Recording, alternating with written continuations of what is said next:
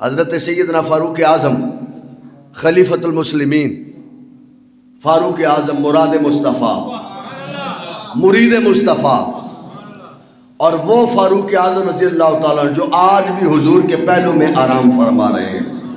ایک جملہ نہ آپ تک پہنچا دوں، یہ وہ لوگ ہیں جن کے ساتھ میرے مصطفیٰ نے زندگی میں بھی پیار کیا ہے۔ حضرت ابو بکر اور حضرت عمر رضی اللہ عنہ وہ شخصیات ہیں کہ حضور ایک ہاتھ میں ابو بکر کا ہاتھ، ایک ہاتھ میں فاروق اعظم کا ہاتھ لیے ہوئے چل رہے ہیں، اور حضور فرماتے ہیں قیامت کے دن جب اٹھایا جائے گا ایک ہاتھ میں ابو بکر کا ہاتھ ہوگا، ایک ہاتھ میں عمر کا ہاتھ ہوگا۔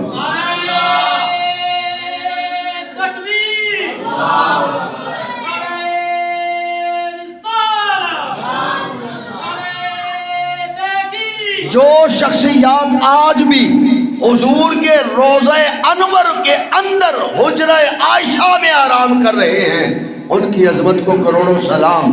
دنیا کا کوئی شخص کالے دل والا آپ کی اگر کوئی برائی چاہے بھی تو وہ اپنا بیڑا غرق کرتا ہے، عظمت صحابہ میں کوئی فرق آ سکتا؟ یہ وہ لوگ ہیں جن سے اللہ بھی پیار کرتا ہے، اللہ کے رسول بھی پیار کرتے۔ حضرت فاروق اعظم رضی اللہ عنہ لوگوں کو گورنر مقرر کیا کرتے تھے، تو فلاں علاقے کا گورنر، تو فلاں علاقے کا، تو پھر گورنر مقرر کرنے کے بعد پھر اس علاقے میں بھی جایا کرتے۔ آج تو وزیر اعظم ہاؤس بننا ہونا تو اربوں روپے خرچ ہوتے ہیں، آج گورنر کی رہائش گاہ بننی ہونا تو اس پہ کروڑوں روپے خرچ ہوتا ہے جہاں گورنر رہتا ہے۔ لیکن قربان جائیں میرے نبی کے در کے فقیر جب گورنر بنتے ہیں تو وہ مسجدوں میں اپنی ڈیوٹی سر انجام دیتے ہیں۔ گورنر ہاؤس نہیں بنانا پڑتا، وزیر اعظم ہاؤس نہیں بنانا پڑتا۔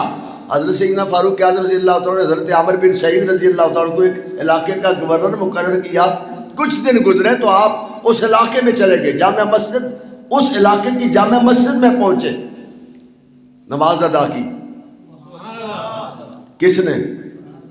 امیر المومنین، خلیفۃ المسلمین، 22 لاکھ مربع میل کا حاکم، چھوٹا سا حاکم نہیں۔ آج تک آپ جیسا کوئی حاکم تاریخ میں آیا ہی نہیں آپ کے بعد۔ حضرت فاروق اعظم نے نماز جمعہ ادا کی جامع مسجد میں اور اعلان کیا، ہاں بھائی عامر بن سعید تمہارے پاس تمہارے علاقے کے گورنر ہے، کوئی شکایت تو نہیں؟ کوئی شکایت تو نہیں ہے؟ آج تو کسی کو کوئی بات سمجھائے تو وہ ناراض ہوتا ہے۔ آپ میں سے کوئی بندہ کسی کو کہے نا یار نماز پڑھا کر، تو وہ سارا دن غصہ ہی نہیں اس کا اترتا، وہ کہتا ہے مجھے 2 آدمیوں میں اس نے نماز کا کہا، یہ بڑا نمازی بنتا پھرتا ہے، مجھے اس نے نماز کا کیوں کہا ہے؟ ہم تو غصہ کرتے ہیں بھائی، ہماری حالت، ہم حق کو برداشت ہی نہیں کرتے، حق کی بات کو قبول ہی نہیں کرتے۔ اور میرے جیسا طالب علم کو بات کر دے، آپ میں سے کوئی ایسا بزرگ بات کر دے، لوگ کہتے ہیں یار چھوڑو جی، یہ تو اپنا نہیں پتا، یہ تو اپنے آپ کو نہیں اس کو پتا، ہمیں یہ دعوت دیتا ہے، مجھے اس نے بندوں میں بس کر دیا ہے، مجھے بندوں میں بدنام کیا ہے۔ او بھائی خدا کا خوف کر، ذرا دیکھ تو صحیح، تیرے ساتھ تو بھلائی کا معاملہ تیرا بھائی کر رہا ہے، تجھے جرم سے بچا رہا ہے، تجھے گناہ سے بچا رہا ہے۔ یار بھائی نماز پڑھ، وہ تجھے بچا رہا ہے گناہ سے، بھائی جھوٹ نہ بولا کر، تجھے تو گناہ سے بچا رہا ہے، اور تو ناراض ہو رہا ہے، تو لڑائی کر رہا ہے، چھوٹی چھوٹی باتوں پہ تو لڑ رہا ہے، چھوٹی چھوٹی باتوں پہ تو جھگڑا کر رہا ہے، ناراض ہو رہا ہے، یار کو غور کر۔ حضرت سیدنا فاروق اعظم امیر المومنین پوچھا بتاؤ کوئی شکایت تو نہیں گورنر سے؟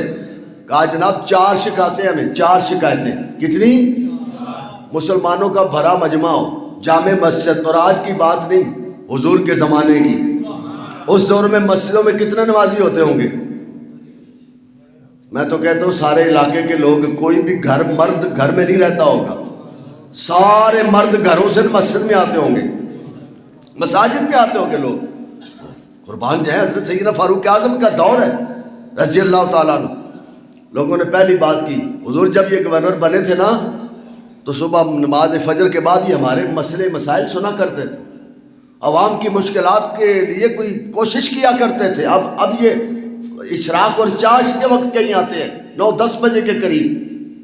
اور دوسری شکایت یہ ہے کہ دن کو ملتے ہیں، رات کو نہیں ملتے۔ اور تیسری شکایت یہ ہے کہ یہ ہفتے میں 1 دن نہیں ملتے، پہلے پورا ہفتہ ملتے تھے، اب 1 دن نہیں ملا کرتے۔ اور چوتھی شکایت یہ ہے کہ کبھی کبھی یہ رونا شروع کر دیتے ہیں بیٹھے بیٹھے، اور اتنا روتے ہیں کہ روتے روتے بے ہوش ہو جاتے ہیں۔ ہمیں اس مصیبت سے چھڑائیں، جان چھڑائیں ہماری۔ یہ کیسا آپ نے دیوانہ مجنون سا بندہ ہمیں گورنر دے دیا ہے، کوئی بندہ بدل دے۔ حضرت سیدنا فاروق اعظم رضی اللہ تعالیٰ عنہ نے، آپ نے یہ نہیں فرمایا میں پوچھ لوں گا۔ آج تو صدر، وزیر اعظم، وزیر مشیر کہتے ہیں پوچھ لیں گے اسی۔ کس نے پوچھنا ہے؟ اربوں روپے کھا جاؤ کون پوچھتا ہے؟ جو مرضی کر جاؤ کون پوچھتا ہے؟ لیکن سیدنا فاروق اعظم نے کہا عامر بن سعید کھڑے ہو جاؤ، ان سوالوں کا جواب دو، لوگوں کو تمہارے اوپر شکایت ہے۔ حضرت عامر بن سعید نے کہا حضور میں غریب آدمی ہوں، میں نے آپ کو کہا تھا مجھے گورنر نہ بنائیں، لیکن آپ نے مجھے گورنر بنا دیا۔ غریب آدمی ہوں، نوکر نہیں رکھ سکتا، نوکر نہیں رکھ سکتا۔ میری بیوی بیمار ہے، فالج ہو گیا اس کو، اور میرے گھر میں کوئی اور خدمت کرنے والا اس کی نہیں ہے۔ فجر کی نماز پڑھ کے چلا جاتا ہوں، جا کے ناشتہ بناتا ہوں، پھر گھر میں جھاڑو دیتا ہوں، گھر میں جھاڑو دیتا ہوں، برتن صاف کرتا ہوں، پھر اپنی اس بیمار بیوی کو جس نے 40 سال میرے ساتھ نبھائے ہیں، میری خدمت کی ہے، وہ ٹانگوں سے معذور ہے، فالج ہو گیا ہے، اس کے منہ میں لقمے ڈالتا ہوں حضور، اس کے منہ میں لقمے ڈالتا ہوں، کھانا کھلاتا ہوں اس کو، اور اس کا لباس بھی بدلتا ہوں۔ حضور نوکر نہیں رکھ سکتا، اس لیے میں لیٹ آتا ہوں۔ جب یہ بات کی تو مسجد میں بیٹھنے والے جامع مسجد کے سارے نمازی گردن نیچی کر لی کہ گورنر ہمارا، اور یہ گورنر کی حالت اس قدر تقوی، امانت، دیانت، صداقت، اللہ اکبر۔ اور یار جب معاشرے میں ایسے گورنر ہوں تو پھر معاشرے میں برائیاں جنم نہیں لیتی، وہاں محمد عربی کے غلام بنا کرتے ہیں، وہاں پھر محمد عربی کے غلام بنا کرتے ہیں۔ اللہ اکبر۔ دوسری بات کہا حضور میں دن کو نہیں ملتا، رات کو نہیں ملتا، دن کو ملتا ہوں۔ کہا اس کی کیا وجہ ہے؟ کہا دن کو سارا دن میں ان کے کام آتا ہوں، اور رات کو اپنے رب کو منانے کے لیے مصلی پہ کھڑا ہو جاتا ہوں۔ وقت کا خلیفہ ہے، یہاں پروٹوکول ختم نہیں ہوتے۔ گورنر صاحب کے پاس پیچھے گاڑیوں کی لمبی قطار، اور پھر روڈ بند ہیں، جس طرف سے گورنر نے گزرنا ہے ساری دنیا کے معاملات بند ہیں، تمام تر معطل کاروبار ہو چکے ہیں۔ قربان جائیں۔ کہا حضور تیسری بات، میں ہمیں ہفتے میں ایک دن کیوں نہیں ملتا؟ امیر المومنین میرا پردہ تھا، میں نے راز رکھا تھا، پر آج آپ کے سامنے بیان کرنا پڑے گا۔ کہا کرو، مجمع بھرا پڑا ہے، آج میں اور تو سے کہتے ہیں میری عزت خراب ہو گئی۔ سن ذرا حضور کے غلاموں کا کام، حضور کے غلاموں کے جو کام ہے وہ سن ذرا، دیکھو ان کے سینے کتنے بڑے۔ عرض کی حضور میں غریب ہوں، میں نے عرض کیا نا آپ سے میں غریب ہوں، میرے پاس ایک ہی جوڑا ہے، ایک ہی جوڑا، اور جب ہفتے کے ایک دن کے بعد دھوتا ہوں نا تو اپنی بیوی کے کپڑا پہن لیتا ہوں، جوڑا پہن لیتا ہوں بیوی کے کپڑے، ان کو دھو کے ڈالتا ہوں، سردیاں ہیں حضور، شام ہو جاتی سوکھنے اس کو سکھانے میں، جب وہ سوکھ جائے تو پھر شام کو فارغ ہوتے، اس لیے ایک دن نہیں ملتا۔ یہ بات جب سنی نا جامع مسجد کے نمازیوں نے دھاڑے مارنے لگے اور کہا حضور چوتھی بات بھی سن لو، چوتھی بات بھی سن لو۔ اللہ اکبر۔ کہاں سے لائیے ایسے ضمیر زندہ والے لوگ، ایسے پختہ ایمان والے لوگ کہاں سے لائیں گے؟ نہیں آئیں گے۔ اللہ اکبر۔ حضرت عامر بن سعید رضی اللہ تعالیٰ عنہ کہنے لگے حضور بیٹھے بیٹھے میں روتا ہوں، بس مجھے اپنے گناہ یاد آتے ہیں۔ 40 سال کی عمر میں نے کلمہ پڑھا تھا حضور کا۔ اللہ اکبر۔ 40 سال کی عمر میں نے حضور کا کلمہ پڑھا تھا، اور مجھے اپنے بڑے بڑے گناہ یاد آتے ہیں۔ میں ڈرتا ہوں میں تو 40 منٹ کا حساب بھی اپنے رب کے سامنے نہیں دے سکتا۔ 40 منٹ کا، 40 منٹ کا، 40 منٹ کا یار، 40 منٹ کا حساب بھی اپنے رب کے سامنے میں نہیں دے سکتا۔ 40 سال کا حساب اپنے رب کے سامنے کیسے دوں گا؟ بس توبہ کرتا ہوں، اور اللہ کے خوف کی وجہ سے مجھ پہ غشی طاری ہو جاتی، میرا بس نہیں چلتا، ورنہ کون بے ہوش ہونا چاہتا ہے؟ میں اللہ کے خوف کی وجہ سے بے ہوش ہو جاتا ہوں۔ اب ساری مسجد کے نمازی رونے لگے اور کہنے لگے امیر المومنین ہمیں یہ گورنر ٹھیک ہے، یہ ایسا گورنر ہے، یہ گورنر ہمارا جو ہمارے لیے بھی رب کی بارگاہ میں التجائیں کرتا ہے، اپنے لیے بھی رب کو راضی کرتا ہے۔ حضرت عامر بن سعید کہنے لگے امیر المومنین رضی اللہ تعالیٰ عنہ آج میری سزا کا اعلان بھی کر دو۔ ہائے ہائے، آج میری سزا کا ہے؟ کوئی بندہ جرم ماننے کے لیے تیار؟ اور جرم کر کے کوئی نہیں مانتا یار، مجھ جیسا نکما بندہ چھوٹا سا آدمی بھی کوئی نہیں اقرار کرتا، کوئی اقرار نہیں کرتا کہ یہ میں نے جرم کیا، میں نے گناہ کیا ہے۔ اور یار بندوں کے درمیان چھوڑو، تنہائی میں بھی کبھی رب کے سامنے اقرار نہیں کیا یا اللہ میں یہ جرم کر بیٹھا ہوں مجھے معاف کر دے، کبھی سوچا ہی نہیں، ندامت آئی نہیں، غور ہی نہیں کیا میں نے، کبھی تنہائی میں رویا ہی نہیں کہ مجھ سے خطا ہوگی، میرے رب مجھے معاف کر دے۔ حضرت عامر بن سعید کہتے ہیں امیر المومنین میرا فیصلہ کر دو، میری سزا سنا دو، اعلان کر دو تاکہ میری سزا پہ عمل درآمد ہو جائے۔ حضرت سیدنا فاروق اعظم کی آنکھوں میں آنسو تھے اور رو رہے، اور روتے روتے ہاتھ اٹھائے، اے اللہ میرے نبی کے غلام عامر بن سعید جیسے گورنر مجھے اور عطا کر، ایسے گورنر مجھے اور عطا کر تاکہ میرے نبی کی امت کا راستہ جو ہے وہ سیدھا رہے۔ دوستان ذی وقار یہ زندگی 4 دن کی زندگی ہے، یہ کبھی بھی ختم ہو سکتی ہے۔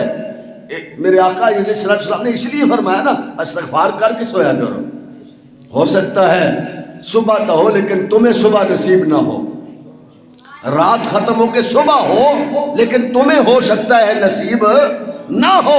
دوستان ذی وقار کبھی کبھی تنہائی میں بیٹھ کے نہ کبھی اپنے رب کی بارگاہ میں حاضر ہوا کرو، یا اللہ گناہگار ہوں، خطا کار ہوں، شک کوئی نہیں، پر تو بڑا مہربان ہے، مجھے معاف بھی فرما اور مجھے بھی لوگوں کو معاف کرنے کا جذبہ عطا فرما۔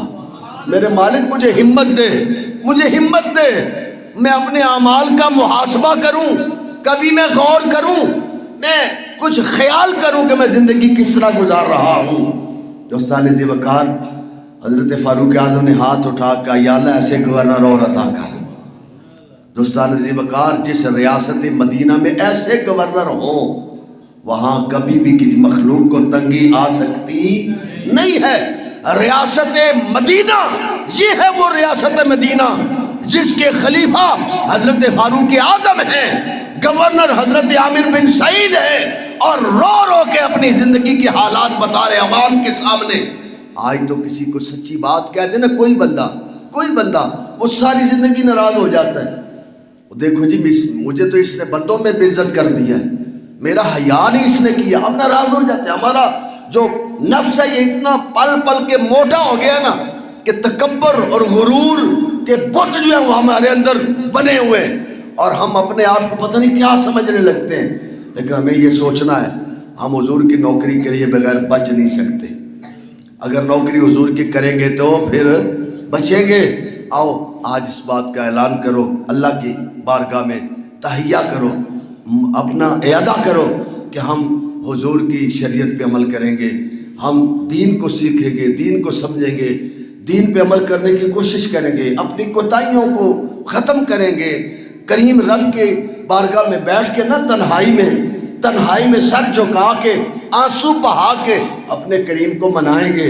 اعلیٰ حضرت آپ میاں محمد بخش عارف کھڑی رومی کشمیر فرماتے رحمت دا دریا الہی ہر دم وگدا تیرا، رحمت دا دریا الہی ہر دم وگدا تیرا، یہ ایک قطرہ بخشے مینوں کم بن جاوے میرا تلکن رستہ اوکھے پینڈے تلکن رستہ تے ربے کنج سنبھالا، اوکھے پینڈے تلکن رستہ تے ربے کنج سنبھالا، تکے دیون والے بہتے ربا تو یوں باں پکڑن والا۔